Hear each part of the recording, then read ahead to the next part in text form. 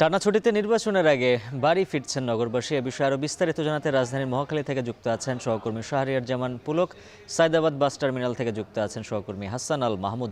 শুরুতেই যাচ্ছি পুলকের কাছে। পুলক, জানাবেন মহাখালীর পরিস্থিতি কেমন আর ঘরমুখ মানুষরা কি বলছেন? উজ্জ্বল, ধন্যবাদ। জাতীয় নির্বাচনের মাঝে আর সময় আছে হাতে মাত্র একদিন, এবং আজকে সকাল থেকে আমরা দেখেছি যে ভোটাররা যারা রয়েছেন, যারা ভোট দেওয়ার জন্য ঢাকার বাহিরে ছুটছেন, তারা কিন্তু সকাল থেকেই ঢাকার যে বিভিন্ন বাস স্ট্যান্ডগুলো রয়েছে, গাবতলী, সায়দাবাদ এবং মহাখালী বাস স্ট্যান্ড, সেগুলো কিন্তু ভিড় করছেন। আমি এখন বর্তমানে রাজধানীর যে মহাখালী বাস স্ট্যান্ড রয়েছে, ঢাকার প্রাণ কেন্দ্রের মধ্যে যে বাস স্ট্যান্ডটি, সেটিতে রয়েছে। এখানে যদি একটু দেখাতে চাই আমার সহকর্মীর মাধ্যমে, যে এখন কিন্তু টিকিটের জন্য লাইন যেটি রয়েছে, সেখানে কিন্তু যাত্রীরা ভিড় করছেন।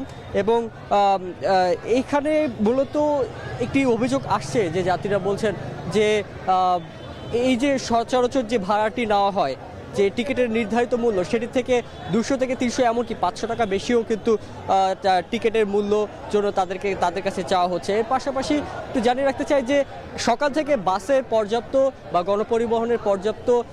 গণপরিবহন ছিল, কিন্তু এখন বর্তমানে যত দিন গড়াচ্ছে তত বেশি বাসগুলো যেহেতু ঢাকা থেকে ছেড়ে চলে যাচ্ছে, এবং যতটুকু আমরা শুনেছি মহাসড়কেও কিছুটা চাপ রয়েছে, যার ফলে বাসগুলো বা গণপরিবহনগুলো কিন্তু ফিরতে একটু দেরি হচ্ছে। যার ফলে এখন যে বর্তমানে যাত্রীরা ঢাকা ছাড়তে চাচ্ছেন, তাদের কিন্তু বিড়ম্বনায় পেতে হচ্ছে, তারা কিন্তু গাড়ি পাচ্ছেন না। এবং যারা এখানে যা কর্তৃপক্ষ রয়েছেন, তারা কিন্তু মাইকে ঘোষণা করছেন, যারা হচ্ছে টিকিট বিক্রি করছেন, তাদেরকে বলছেন যাতে অতিরিক্ত ভাড়া আদায় না করা হয়। এর পাশাপাশি যাত্রীদেরকে আশ্বস্ত করছেন যে তারা যদি টিকিট কিনে থাকেন, তাহলে অবশ্যই তারা গণপরিবহন বা বাস পাবেন। তো এই ছিল মোটামুটি মহাখালী থেকে আমার কাছে যারা ভোটাররা ঢাকার বাইরে যাচ্ছে সেই বিষয়ে সর্বশেষ। এবার জানবো সায়দাবাদের চিত্র। হাসান আল মাহমুদ যুক্ত আছেন। হাসান, জানাবেন মহাখালী তো বাড়তি ভাড়ার অভিযোগ রয়েছে, সায়দাবাদের চিত্র কেমন? ঘরমুখ মানুষেরা কি বলছেন?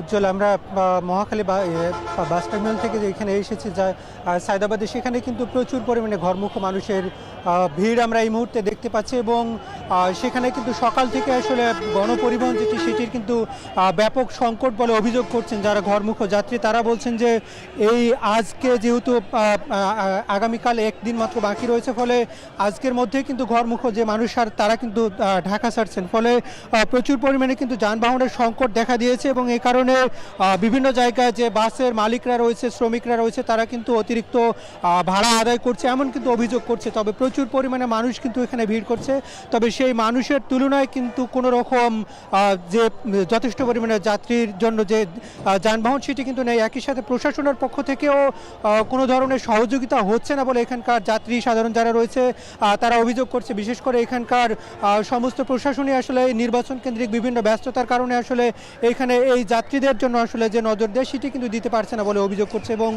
যেহেতু এখানকার কুমিল্লা, লাকসাম সহ চট্টগ্রাম এবং বরিশাল অঞ্চলের বিভিন্ন জেলার মানুষ আসলে এই সায়দাবাদ বাস টার্মিনাল থেকে যায়, ফলে সেখানকার কিন্তু অন্তত 20-22টি জেলার মানুষের এই যে লক্ষ লক্ষ মানুষ কিন্তু আজকে ঢাকা ছাড়ছে, ফলে তাদের যে রেগুলার যানবাহন থাকার কথা সেটি কিন্তু রয়েছে। তবে বাড়তি যানবাহন না থাকা কিন্তু এই সাধারণ যারা শ্রমিক রয়েছে, তারা কিন্তু সেই সুযোগটি সদ্ব্যবহার করছেন এবং অতিরিক্ত ভাড়া আদায় করছেন বলে এখানকার যাত্রীরা অভিযোগ করছেন। এবং এই তাদের ভোগান্তি দূরীকরণের জন্য তারা দ্রুত প্রশাসনের হস্তক্ষেপ কামনা করছেন। তো এই ছিল আমার কাছে এখান থেকে সবশেষ। উজ্জ্বল, বাস যাত্রার পাশাপাশি ভোটাররা রেল স্টেশনেও ভিড় করছেন এবং ভোট দিতে উৎসাহ উদ্দীপনা নিয়ে যাচ্ছেন নিজ নিজ এলাকায়। এই বিষয়ে বিস্তারিত জানাতে কমলাপুর রেলওয়ে স্টেশন থেকে যুক্ত আছেন ফরহাদ বিন নূর।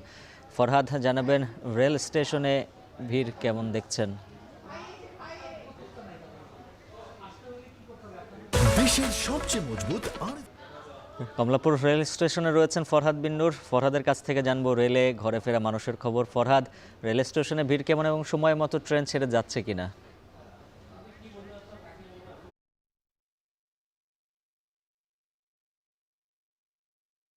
একদম সময় মতোই ট্রেনগুলো ছেড়ে যাচ্ছে। আমরা দেখছি যে কোনো ট্রেন এখন পর্যন্ত কোনো শিডিউল বিপর্যয় হয়নি, এবং আমরা যে চিত্রটি দেখেছি যে এখন পর্যন্ত অন্তত 20টি আন্তনগর ট্রেন এখান থেকে ছেড়ে গিয়েছে, এবং 12টি কমিউটার এবং মেইল ট্রেন ইতিমধ্যে ছেড়ে গিয়েছে কমলাপুর রেলওয়ে স্টেশন থেকে। আমরা যে চিত্রটি কমলাপুর রেলওয়ে স্টেশনে দেখছি, যে এই ধরনের চিত্র আমরা সাধারণত ঈদের সময় দেখে থাকি, কিন্তু আমরা এই চিত্রটি এবার দেখছি ঠিক ভোটের 2 দিন আগে, অর্থাৎ যেখানে সরকার 4 দিন সাধারণ ছুটি ঘোষণা করেছে, সেই ছুটিতে সাধারণ মানুষ তারা তাদের ভোটাধিকার প্রয়োগ করতে বাড়িতে ফিরছেন। দীর্ঘদিন মানুষ ভোট দিতে পারেনি, দীর্ঘ 1.5 দশক তারা ভোটাধিকার থেকে বঞ্চিত ছিল এবং আজকে তারা বাড়ি ফিরছে ভোট দেওয়ার জন্য। শুধু আমরা সাধারণ মানুষের সঙ্গে কথা বলেছি, তারা বলছেন যে দীর্ঘ 1.5 দশক তারা যেভাবে ভোটাধিকার থেকে বঞ্চিত ছিল, আজ তারা বাড়িতে ফিরছেন। আমরা দেখছি যে ট্রেনের ভেতরে থেকে শুরু করে ট্রেনের যে সিটগুলো রয়েছে, আসনগুলো রয়েছে, সেগুলো যেমন ভর্তি হয়ে গিয়েছে, ভিতরে যে করিডোর রয়েছে সেগুলো ভর্তি হয়ে গিয়েছে। সেগুলো ছাড়িয়ে আমরা দেখছি যে ট্রেনের উপরে একেবারে ছাদেও কিন্তু মানুষের একদম উপচে পড়া ভিড়। নারী, পুরুষ, শিশু, যুবক, বৃদ্ধ, সব বয়সী মানুষকে কিন্তু আমরা দেখছি একেবারে উপচে পড়া ভিড়। আমরা এই মুহূর্তে কমলাপুর রেল স্টেশনের বিভিন্ন ট্রেনে আসলে দেখছি। এবং যে চিত্রটি আমরা একটু যদি বলি যে মূলত 25% টিকিট তারা বিক্রি করছেন, স্ট্যান্ডিং টিকিট। এর বাইরেও কিন্তু আমরা দেখছি তারা অনেকেই টিকিট ছাড়াও কিন্তু একেবারে এই কমলাপুর রেলওয়ে স্টেশনে এসে ভিড় করছেন, তারা বাড়ি ফিরছেন এবং সারা দেশের বিভিন্ন গন্তব্যের ট্রেনগুলো কিন্তু ছেড়ে যাচ্ছে কমলাপুর রেলওয়ে স্টেশন থেকে। এবং বলতে গেলে এটি আসলে ঈদের মতোই একটি ট্রেন যাত্রা আমরা বা ভোট যাত্রা আমরা কিন্তু দেখছি। এবং এর মধ্য দিয়ে আগামী জাতীয় যে 13শ জাতীয় সংসদ নির্বাচন, সেটিতে সাধারণ মানুষ গণভোট এবং একই সঙ্গে তাদের পছন্দের প্রার্থী ও প্রতীককে ভোট দেওয়ার জন্য মুখিয়ে আছে। সেটির জন্যই কিন্তু মানুষ আজকে এভাবে করে বাড়ি ফিরছে। তো এই ছিল আমার কাছে কমলাপুর রেল স্টেশন থেকে সবশেষ তথ্য। কমলাপুর থেকে ঘরে ফেরা মানুষের খবর জানাচ্ছিলেন ফরহাদ বিন নূর।